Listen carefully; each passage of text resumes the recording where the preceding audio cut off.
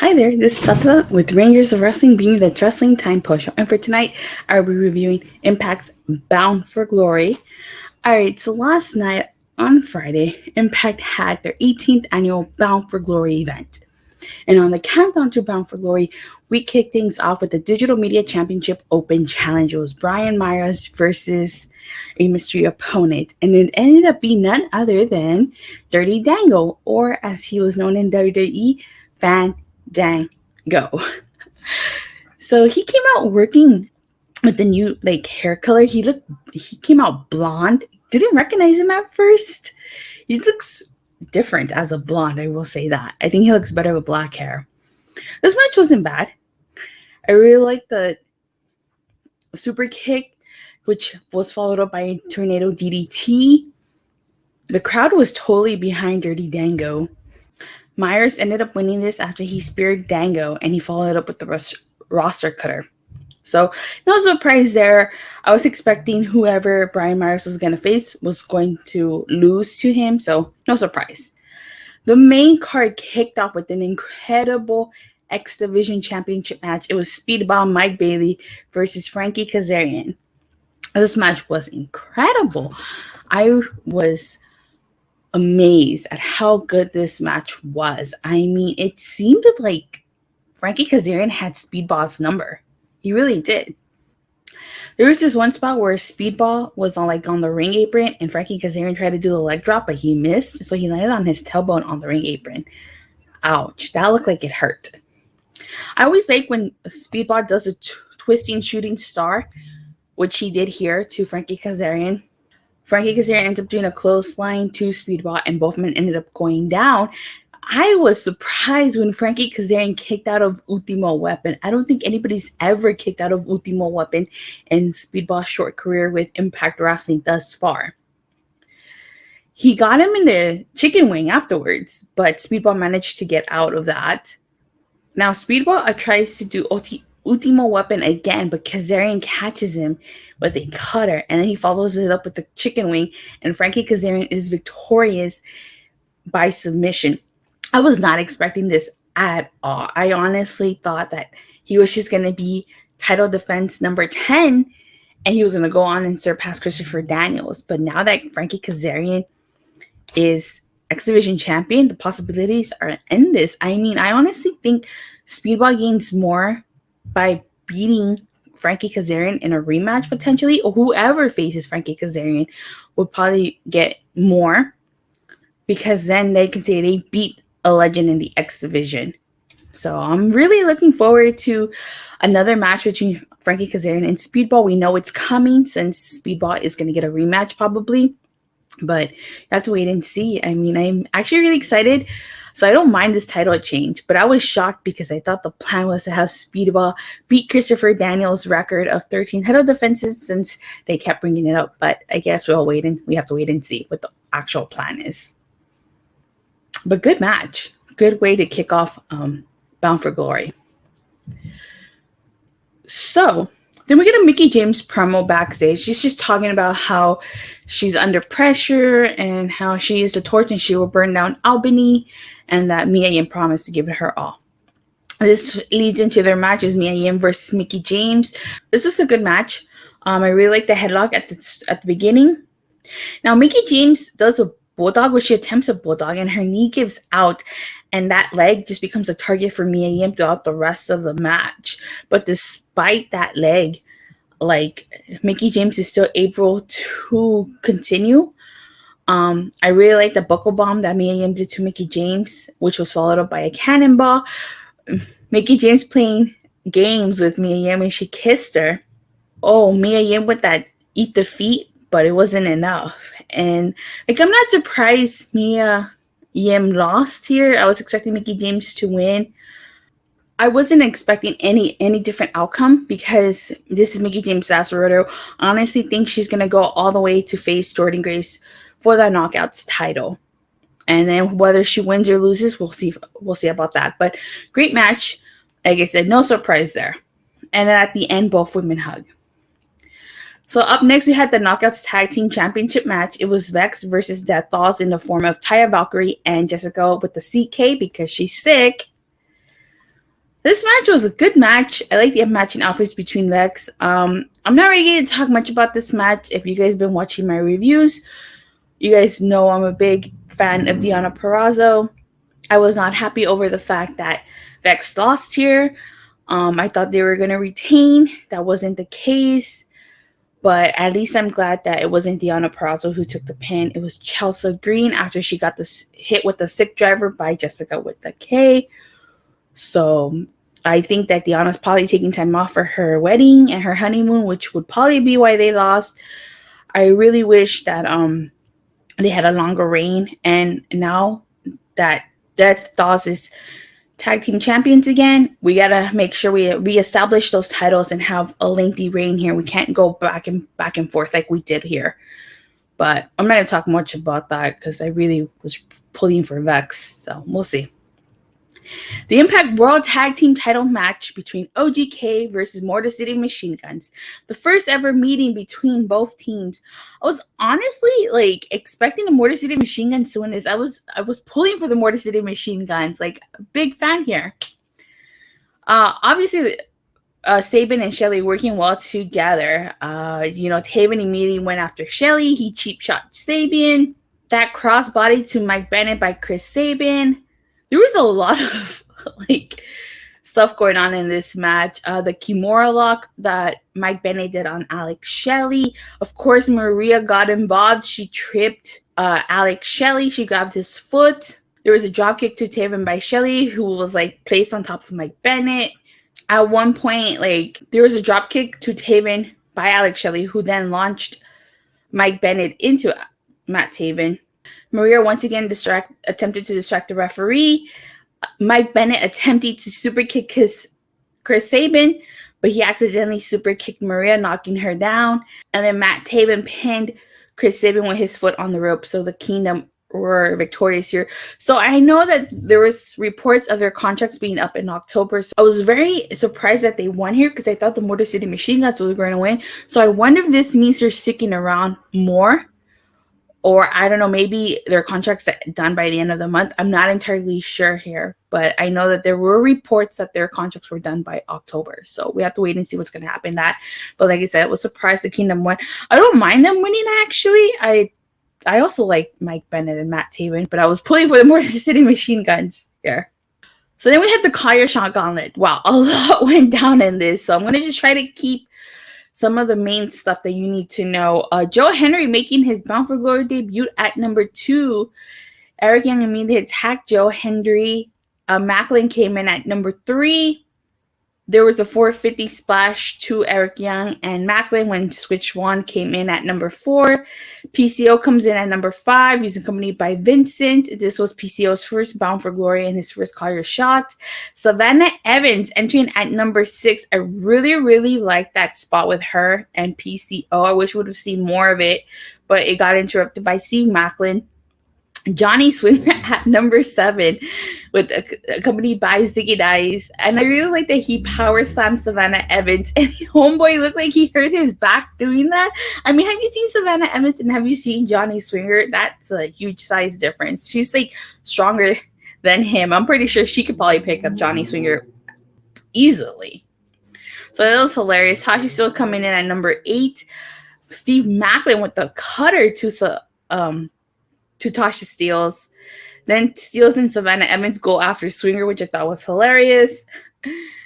The first elimination happens after Tasha Steelz eliminates both Savannah Evans and Killer Kelly. Moose comes in at number 10. He eliminates Joe Henry and PCO. Sami Callihan comes in at number 11. Of course, he goes after Steve Macklin and Moose. And then Tasha Steelz, she bumped poor Johnny Swinger on the top turnbuckle. Taylor Wilde at number 12. Giselle Shaw at number 13. Here was a surprise. Moose and Sami Callihan working together to eliminate Eric Young. The yellow hoodie guys appear. Security pulls them out. Another yellow hoodie appears. Security pulls that person out. A third yellow hoodie appears, and it turns out to be Diener, who eliminates Sami Callihan. Surprise, surprise. At number 14, we got Bully Ray here. Tasha Steelz steps to him and she slaps him 3 times. Bully Ray eliminates Tasha Steelz. Tommy Dreamer at number 15. Tommy Dreamer and Bully Ray have a stare down.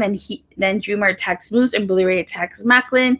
Rhino at number 16 with the ECW chants. Then Tommy Dreamer, Bully Ray, and Rhino do a fist bump like this. And Swinger joins in on them. He's laughing, having a good time. So he gets eliminated by Bully Ray. Bhupinder Gunhar at number 17. Tommy Dreamer gets eliminated. I didn't catch who eliminated him, so I just know he gets eliminated. Heath at number 18. Bobby Fish, his hometown, at number 19. Yet he got booed and he got CM Punk chant. So that says a lot. Matt Cardona at number 20. He refuses to enter the ring. Moose eliminated Rhino and then he eliminated Heath. Then Macklin eliminated Heath and Moose. Macklin helped eliminate Rhino. Matt Cardona gets the what's up done to him by Taylor Wilde and Bully Ray. Taylor Wilde kissing Bully Ray.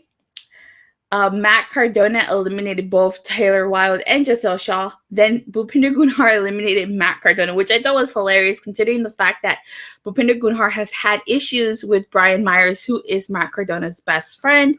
So I thought that was really hilarious. Eric Young eliminated Bhupinder Gunhar, and then the final 5 became Bobby Fish, Bully Ray, Steve Macklin, Rich Swann, and Eric Young. Rich Swann eliminated Eric Young. Macklin eliminated Rich Swann. And then Macklin eliminated Bobby Fish. So the final 2 were Bully Ray and Steve Macklin. Bully Ray ended up winning with the bully bomb to Steve Macklin. I have to say, this angered a lot of people. I know it did because Steve Macklin just should have won. Do I think Steve Macklin should have won? Of course I think Steve Macklin should have won. Do I think that he needs a big win? I do think he needs a big win. But looking back at this decision, I think it wasn't a bad decision, especially what happens at the end. But I think that if you're going to have Macklin go after the world title, you need to continue building up Steve Macklin. And I think that whoever wins between Eddie and Josh would need a big opponent. And so Bully Ray is, being a TNA legend, I feel like he's that big opponent. So it makes sense for him to win. I was pulling for Steve Macklin. I wanted Steve Macklin to win, but I understand from a creative standpoint why Bully Ray won. There's a quick backstage segment with Eddie Edwards. So Alicia Edwards brings their daughter and another little girl with backstage. And they start talking about how she told him that tonight it ends or they come to an end. She doesn't know what to expect from him. And then one of the little girls asks her, what if he doesn't win? So then this leads into the Knockout World Championship matches, Jordynne Grace versus Masha Slamovich. Incredible match, if you ask me, between both women. I mean, wow. Both women gave it their all. They really did. There was a clothesline to Masha on the outside, a pile driver on the ring apron to Jordynne Grace, a double stomp to Grace's midsection. Wow, this match, both women threw everything at each other. I really like when they both attempt a spinning backfish and both of them go down. There was 2 power slams to Masha, a Canadian destroyer to Jordynne Grace, that suplex in the second rope, which was followed up by a juggernaut jackhammer, incredible, which was done to Masha. This match was this had a lot. Now, up until this point, Masha Slamovich was undefeated. So this was going to end one of 2 ways. Where either Jordynne Grace handing Masha Slamovich her first loss or Masha Slamovich taking that title off of Jordynne Grace. I strongly suspected that Masha Slamovich was going to get her first loss here, and I was right. Jordynne Grace with that Grace driver from the second rope, which allowed her to beat Masha Slamovich. I will say I was pleasantly surprised that Jordynne Grace did not kick out of the snowplow. I was expecting her to kick out, but I actually liked the way they did it. Jordynne Grace had her foot under the rope. So that was actually really smart if you ask me. And then we find out that Hard to Kill, the first pay-per-view of 2023, would take place on Friday the 13th in Atlanta, Georgia. All right, our main event ended up being Impact World Championship match, Josh Alexander versus Eddie Edwards. Now, this rivalry has been building for a while now. We knew this match was coming since Eddie Edwards first turned heel. The whole reason Eddie Edwards turned heel was because he felt that he was not given a chance to bring the Impact title home. And so we knew this match was coming. I was pulling for Josh Alexander. I personally thought Eddie Edwards winning made sense. So I wouldn't have been shocked if Eddie Edwards won, but I was pulling for Josh Alexander here. But this match was incredible. I really like the fact that Josh Alexander was wearing blue to represent the colors of Bound for Glory, and Eddie Edwards was wearing red to represent the Flames of War. At some point during the match, Eddie Edwards was out on the outside, and he took a fan's wig off. It looked like that fan was dressed as Ric Flair, and Eddie Edwards took that wig off. What did that fan do to you, Eddie? I really like that overhead belly to belly that Eddie Edwards did to Josh. My God, that diehard driver to Josh after Eddie Edwards exposed that wooden floor was incredible. I thought it was over, but it wasn't. That backpack center to Josh that was followed up by a single leg Boston Crab. Again, I thought it was over there, but it wasn't. Now, Josh Alexander did a series of German suplexes to Eddie Edwards. There was 2 in the ring, a 3rd on the ring apron, a 4th one on the outside, and a 5th one on the ramp. I really like how Josh Alexander used the Styles Clash, and he followed up by an ankle lock. So using 2 finishers of past Impact wrestlers, Styles Clash obviously belonging to AJ Styles, and the ankle lock belonging to obviously Kurt Angle. So Josh Alexander had actually hit the C4 spike, but of course, Eddie Edwards didn't come out alone, so Honor No More was at ringside, and so Matt Taven pulled the ref out. And then Bennett attacked the ref. Taven and then Bennett went after Josh, but Josh took him out. Kenny King hit Josh Alexander with a low blow. Security came and took out Honor No More. Eddie Edwards hit Boston Knee Party, but Josh kicked out. And then this was followed up by elbow strikes to Josh. Interesting that PCO was not out there. Vincent was out there. Everybody was out there except PCO. So I would not be surprised if Eddie Edwards blames PCO for this. Josh Alexander got busted open. I think it was from a kick that Eddie Edwards gave to him. There was back and forth blows between both men. Eddie Edwards spitting in Josh's face. And then in the end, a C4 spike to Eddie Edwards, and Josh Alexander is victorious. He ended things with Eddie Edwards, and then of course Honor No More attacked Josh Alexander, and of course, like I said earlier, PCO was not out there. He was not part of this, so Eddie Edwards is going to blame PCO for this loss, and I would not be surprised if this is what finally causes Eddie Edwards to throw PCO out of the group. Heath and Swann come to help Josh. Bully Ray comes out, and Honor No More kind of step to the side. But then Bully Ray and Josh have a stare down, and then they join forces to take out Honor No More. Bully Ray holds the title and tells Josh that he's basically coming for this title, and that is how Bound for Glory goes off the air.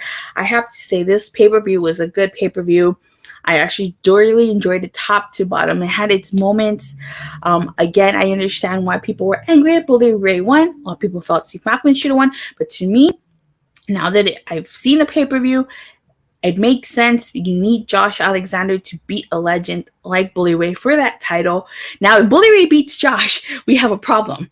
But I think that Josh will beat Bully Ray, and then I think he will finally move on to Steve Macklin. I think you can build Josh to Bully Ray at Hard to Kill, and then after Hard to Kill, that's when, at the next Impact pay-per-view, is when you have Steve Macklin face Josh.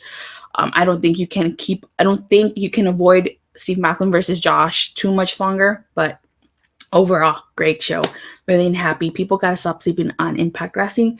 But with that being said, thank you guys all so much for watching and for the continuous support. Please don't forget to like and subscribe, and make sure you hit that bell so you get notified whenever I go live or release a new video. And I'll see you guys for Extreme Rules. Bye.